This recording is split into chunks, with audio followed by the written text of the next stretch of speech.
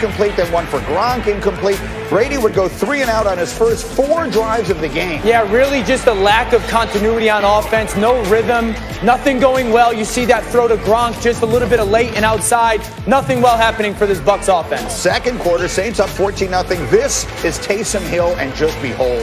And this is a challenge, though, because he gets on the field, and you're like, how do we play against them? The Bucs look like they had no plan for it. He leaps over to the defenders. He created some big plays at the quarterback spot last night for this offense. And now they're in the red zone, and Brees is back in the game, and on a second down, that's Emmanuel Sanders. It's 21-0. That's called getting worn out. Just a ridiculous route by Emmanuel Sanders. Dives in, comes out. Huge start for the Saints offense. And then it gets worse for Tampa Tom. This one is deflected. This one is picked. This is a BBB. Bad break, bro. This is just a screen pass. Get the defensive lineman's hands down. Offensive lineman. Easy interception for the Saints defensive front. And would it lead to a touchdown? Of course it would. Kamara takes it in. Dan, it's 28-0 New Orleans. I'm sitting there looking at my wife going, what is going on right now? I thought it would be a better game than that. And then here's Brady right before the half trying to make something happen. It just couldn't go worse. 31-0 New Orleans at halftime. Third quarter, same score. After forcing a Saints turnover, Brady looking for Gronk in the end zone. Rex, did he ever drop one like this when you coached against him? No, he did not, Greeny. He's not the best analyst in the business for nothing, folks. That's Gronk. Drops one It's there. a yes or no answer. Brady frustrated. Brings up a 4th and goal. Brady again. But this is a terrible play call, Greeny. Back-to-back goal line fades. Like, come on, we've got to be better than that in Tampa. Get more creative in your goal line stuff. New Orleans, a statement win. We have to go back and look in the mirror, coaches, players, everybody, just from yesterday to today, and another where we go 3 and out and then give up a touchdown. Second half, I thought we got to turn over and we don't score a touchdown. I thought that kind of was the end of it right then and there. And I have to give New Orleans credit; they kicked our ass in every phase.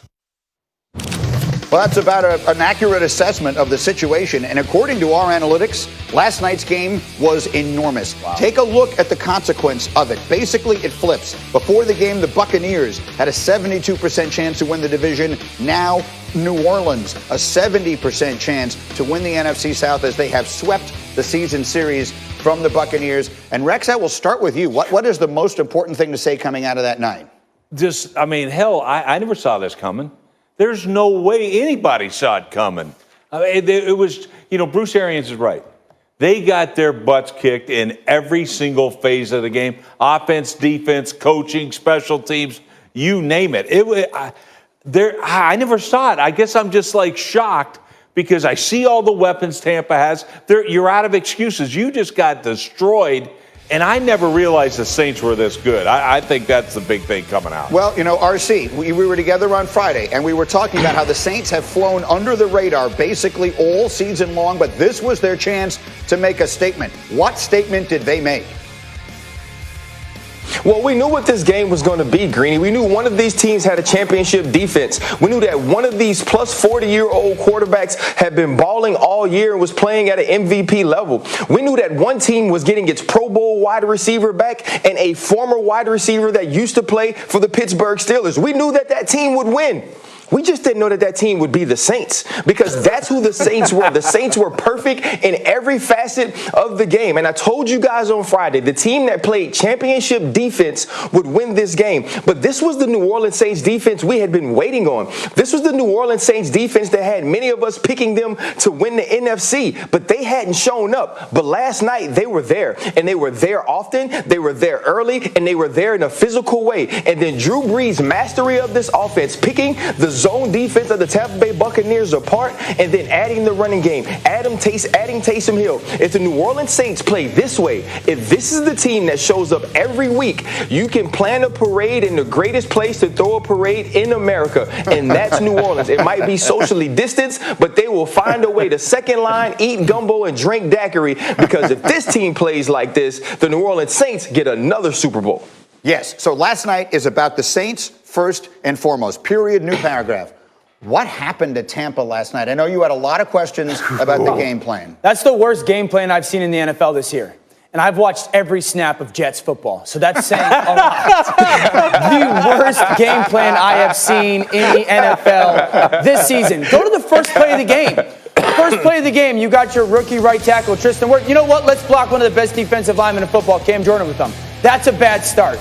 Don't ask your rookie tackle to start a primetime game like this, as well as he's been playing.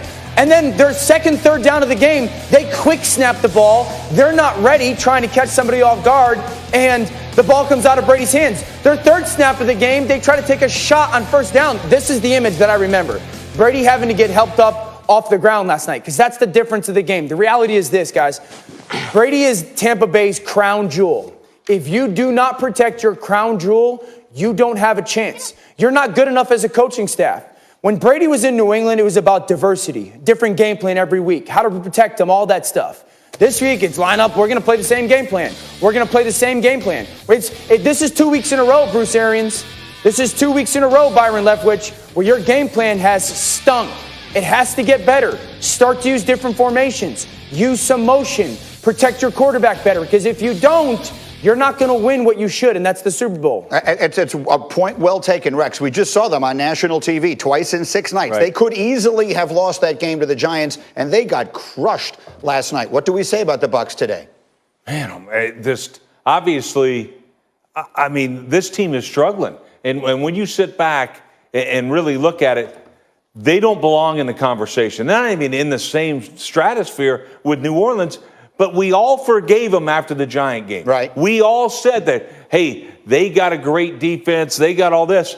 But and we were right when we said it. It's just the wrong team showed up. The Saints were everything that we thought Tampa was. Right. And man, oh man, I mean, Tampa right now, where do you go back? Look, this team could have lost to the Chargers. They could have lost to another bad football team.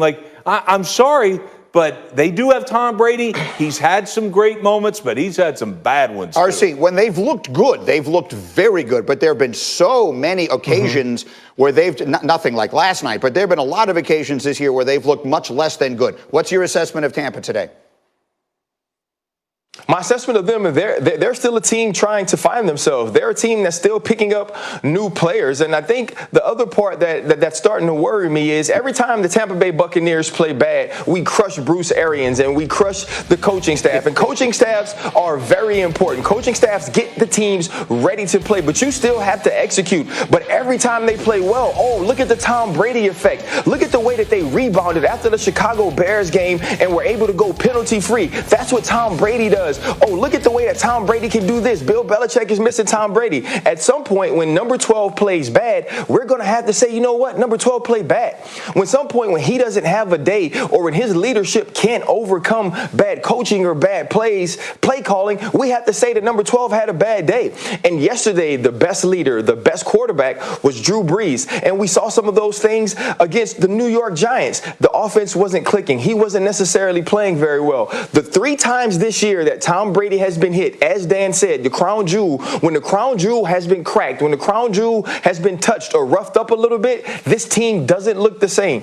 It's about protecting Tom Brady, but it's about Tom Brady showing the mental toughness that even on days it's not going right for me, bringing me here was the right decision because I can overcome adversity. Tom hasn't shown that yet in Tampa, so we'll see what happens next week and down the line because this team will see the Saints again if they're good enough, and they cannot play the way that they played these first 2 games. Quickly, Dan, we've talked about the coaching, the game plan. How much of this was on 12 last night? Oh, I don't put a lot of this on Tom Brady last night. He was outplayed by Drew Brees. There's no question about that. But when you look at that game plan, this was a game plan that was stale. This was a game plan that did nothing to take advantage of a poor New Orleans secondary. This was a game plan that did nothing to protect against not having Ali Marpet. You're one of your best offensive linemen in Tampa Bay. So I'm with RC.